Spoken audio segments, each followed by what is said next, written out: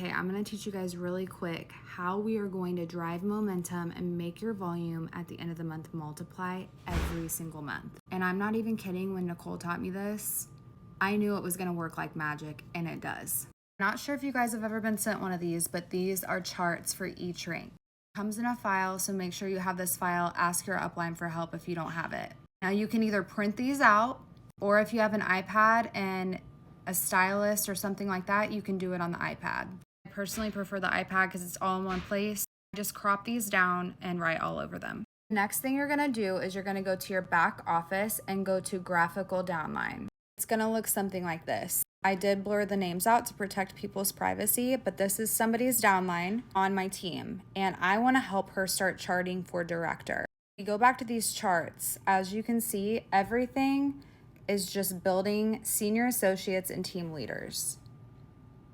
The first rank up here is going to be senior associate. That's 2 qualified legs and 500 in group volume. So 2 people with 2 patches and a total group volume of 500. That gets you to senior associate. Team leader is going to be made up of 2 of your team members hitting senior associate. So you're gonna help them do what you just did when you hit senior associate. And then of course, director is the 3rd rank, and that is where you help your 2 people hit team leader, which is 2 senior associates under each one. So going back to this graphical downline report, as you can see, Lucy's here. She has 2 senior associates already. Okay, so Lucy is already team leader. She's got 2 people and they've got 2 people. She also has people in her holding tank to move. Now we typically wait till the end of the month to make placements, and we use our placements as leverage. So if I were Lucy and I had people in my holding tank to place, which would be Alex, Emily, Sarah, and Joe, I would be strategically thinking on where I'm going to place them. Part of this strategy is that we like to wait till the end of the month to make placements, just so that we can see who's working. If you place prematurely, you might make a mistake, so you might just want to wait till the end of the month so you can see who's really pushing, who's trying, and who we can help. Remember, the whole goal is to keep creating pockets of team leaders and senior associates everywhere in your downline. So at the end of the month, we look at our holding tank and we're like, okay, this is how much we have here. I want to help as many people rank advance on my team as possible. So we would take a look at their volume. If you click on a name, it is going to show you this little sidebar over here, and you're going to click on dashboard at a glance. The first thing that you need to check is to make sure that the people that you're working with are qualified. We always want everyone to be qualified, and we don't place under people or move people around if they're not qualified. So you want to make sure that that monthly qualified, where the arrow is, says yes. If they're qualified, they're definitely a candidate for us to make a placement. What I would do if I were Lucy is I would go to Amanda and I would say, Amanda, I have a placement to make this month. Who's working on your team? Liz, Brittany, or both? She's going to say both, or maybe one or the other.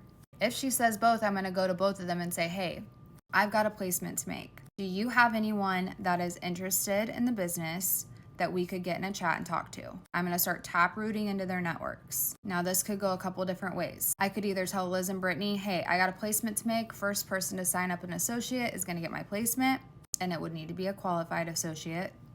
2 patches, right? 90 BV. Or I could just go to them individually and say, hey, Liz, do you have anybody that you are talking to that I can help you with? I have a placement to make, and if you want to try to get your person in, I can make my placement under your potential. That's an incentive for her to go back to her potential and say, hey, we're making placements. It's the end of the month. We only have a few days to do it, but are you interested in getting in now versus waiting till next month? Because we could actually place some volume under you. There's nothing like coming into a new business, starting out with volume. So her potential is going to be like, yeah, I would love to. And Liz is going to put her person in, and then Lucy is going to place hers underneath Liz's potential. We're sandwiching. As you guys can see, Lucy has 4 placements to make.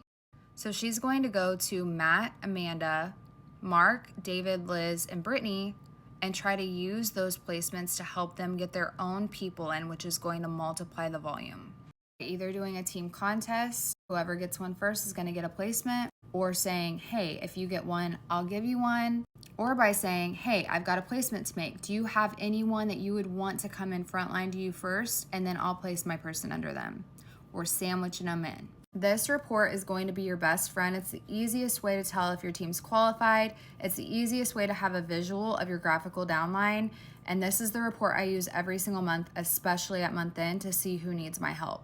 Now moving on, we're gonna go back to the charts. Like I said, you can either print these out and use a pencil, or you can do it on an iPad. I prefer the iPad. Okay, the goal this month is to help Matt and Amanda hit team leader, which is going to make Lucy director. So the first thing I'm going to do is erase the word you, and I'm going to write in Amanda's name. And then we have Brittany and Liz. In order for Amanda to hit team leader, she needs 3,000 in group volume. She is currently at 2,500. I'm going to go back to my computer and I'm going to look for Liz, click on her name, and then hit dashboard at a glance on this sidebar, and I'm going to see what her TGQV is. She's at 120 in group volume.